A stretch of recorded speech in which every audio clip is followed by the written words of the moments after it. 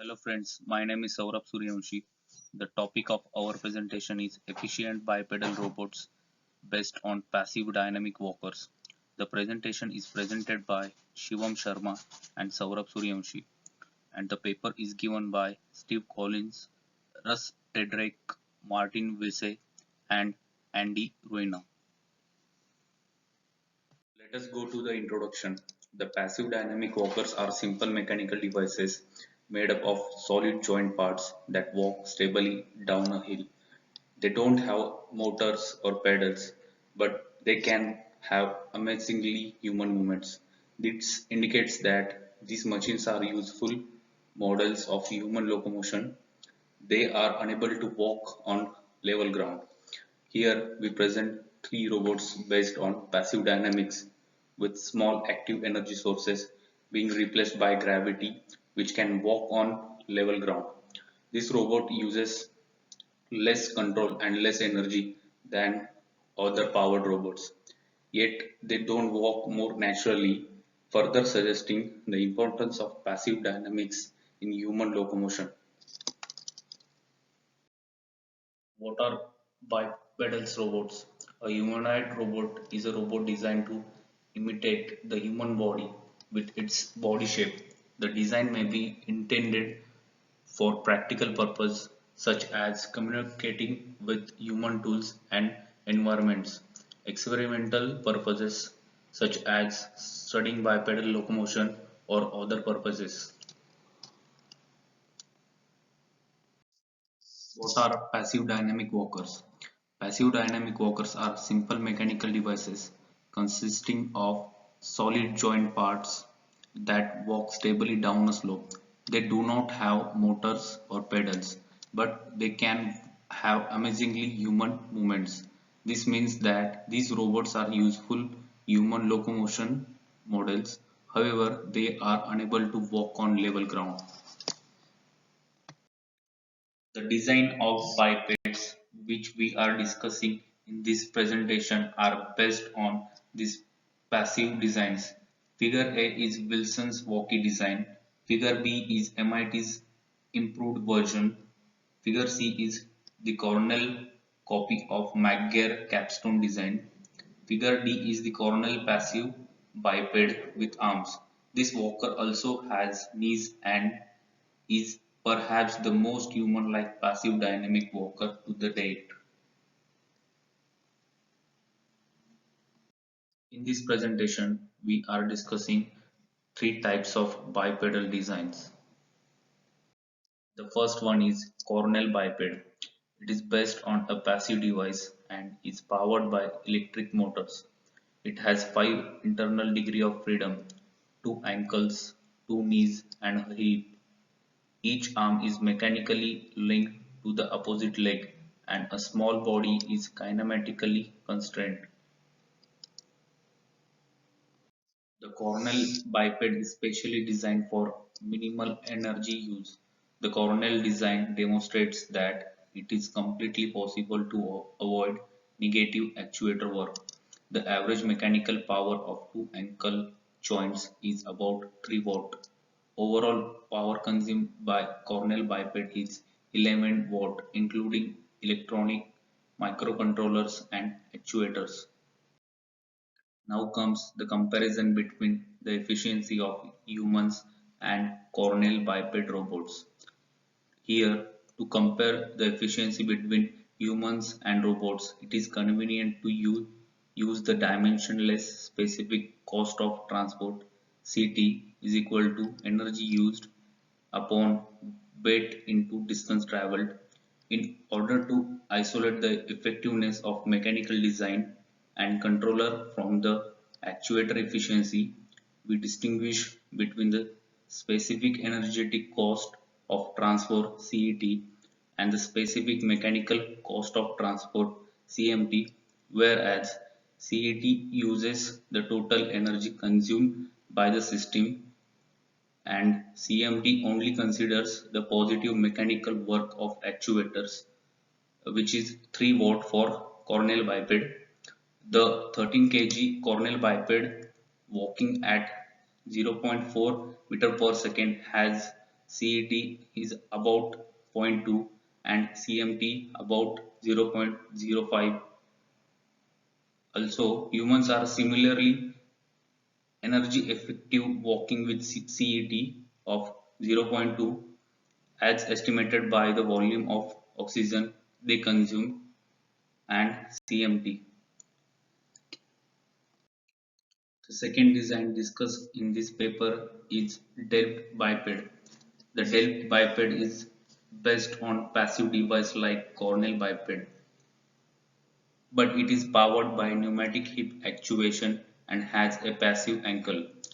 Measurement of actuator work on Delft biped yields CMT, which is approximately equal to 0.08 based on the slope that it descends when passive. The third design is MIT Learning Biped. It is based on the simpler ramp walkers. It has 6 internal degrees of freedom, which consist of 2 servo motors in each ankles and 2 passive hips. Each arm is mechanically linked to the opposite leg. The body hangs passively and it uses reinforcement learning to automatically acquire a control policy. The MIT biped design is to test the utility of motor learning on a passive dynamic mechanical design. The goal of the learning is to find a control policy that stabilizes the robot's trajectory on the level terrain using the passive ramp walking trajectory as the target. The robot acquires a feedback control policy that maps sensor to actions using a function approximator with 35 parameters. With every step that the robot takes, it makes small random changes to the parameters and measures the change in walking performance. The algorithm uses this estimate in real-time gradient descent optimization to improve the stability of step-to-step dynamics. Now, my friend Shivam will continue the presentation. Hello friends, this is Shivam Sharma. Now I will continue the presentation. This measurement yields a noisy sample of the relation between the parameters and the performance called the performance gradient on each step. By means of an actor-critic reinforcement learning algorithm, measurements from previous steps are combined with the measurement from the current step to efficiently estimate the performance gradient on the real robot despite sensor noise, imperfect actuators, and uncertainty in the environment. The robot's actuators are mounted so that when they are commanded to their zero position, the robot imitates its passive counterpart. Starting from this zero policy, the learning system quickly and reliably acquires an effective control policy for walking using only data taken from the actual robot, typically converging in 10 minutes or nearly equal to 600 steps. Figure 3 illustrates that the learned control policy not only achieves the desired trajectory but is also robust to disturbances. This learning system works quickly enough that the robot can continually adapt to the terrain as it walks. For example, bricks, wooden tiles, and carpet. The given graph shows us the step-to-step dynamics of the MIT biped walking in place on a level surface before and after learning. Here, step-by-step dynamics of the MIT, Cornell, and Delft bipeds are given. Each of the robots here has some design features that are designed to imitate humans. Cornell and Delft bipeds use anthropomorphic geometry and mass distribution in their legs and ankle push-off and power leg swing, both present in human walking. They do not use high power or high frequency actuation, which is also unavailable to humans. These robots are walking with human efficiency and human motion. The MIT Biped Motor Learning System uses a learning rule that is biologically plausible at the neural level. The learning problem is formulated as a stochastic optimal feedback control problem. There is emerging evidence that this formulation may also describe biological motor learning. The Cornell and Delft bipeds show that walking can be done with an extremely simple control. These robots do not rely on sophisticated real-time calculations or substantial sensory feedback, such as continuous sensing of torques, angles, or attitudes. This implies that steady state human walking may also require simple control. The sequence of human joint angles in time may be determined as much by morphology as by motor control. We note that no other robots have done much better to generate human-like gaits even when using high-performance engines, a plethora of sensors and sophisticated controls. Now we will discuss the results of these learnings. The Cornell robot was initially equipped with this preemptive push-off strategy. The initial push-off resulted in both higher torque demands on the engine and a high susceptibility to push-off timing that could not be accurately controlled by our rudimentary control scheme. Humans tend to overcome all these issues without a significant energy loss by having a double support step that overlaps with the push-up, push-off, and heel strike. The Delft robot showed that rapid swing leg motion may not improved fore and fore stability but also improved lateral stability. In addition, the physical robot could not balance laterally without adequate fore-down swing leg actuation. This highlights the possible coupling between lateral and sagittal balance in human walking. The MIT biped demonstrates that the performance of motor learning can be highly affected by the mechanical nature of the walking mechanism, both in robots and probably in humans. By leveraging the inherent stability of walking paths on a passive dynamic walker, our robot was able to learn in just a few minutes without needing any initial control awareness.